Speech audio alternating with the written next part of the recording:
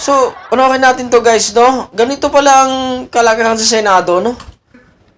Tingnan nyo, Senate adjourned without tackling impeachment of complaint versus Vice President Duterte. No? Panoorin nyo ha, ito ang nakakayamot, ha? Ano bang buwan ngayon? January. February na pala. February, okay? Panoorin nyo to kung kailan sila balik. Adjourn na sila ngayon, ha? February 5. 2024. Kailan ang balik nila? Panoorin nyo. Colleagues, that there is a standing resolution number 21, entitled Resolution Authorizing All Regular Standing Committees, Oversight Committees, and Special Committees of the Senate to conduct hearing, meetings, and consultations during every recess of the Senate to have continuity in the process of So, magre-recess na sila. proposed legislations Tangin na, and dapat investigations on issues of national interest to aid in crafting relevant legislation.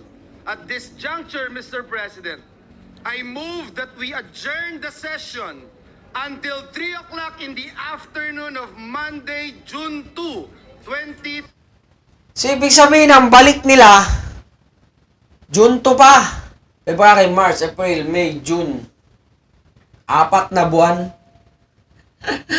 Yung iba mga ngampanya. Tang inang constitutional.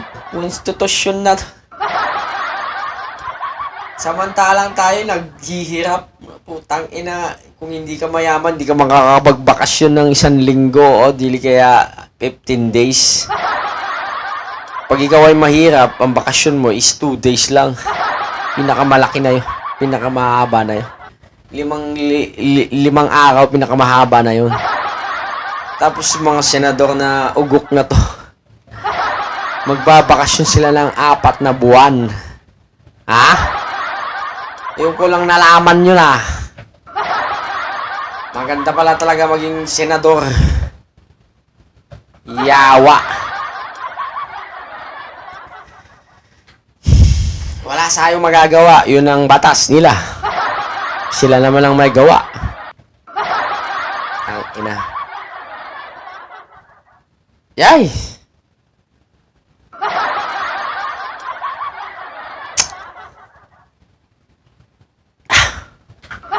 Tuloy natin Panoorin natin kung ano pang ikakayamot natin. So move, Mr. President.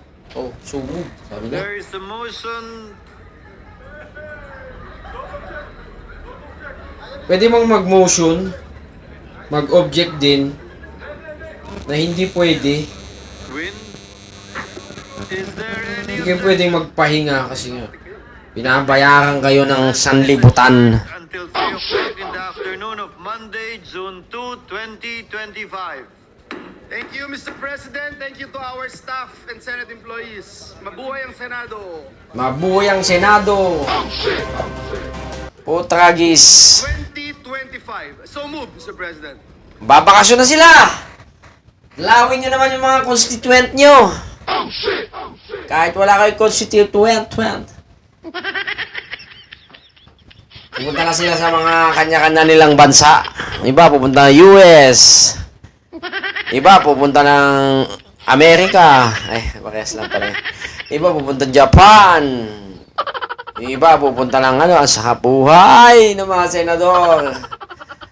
Mabuhay kayo. Mabuhay kayo.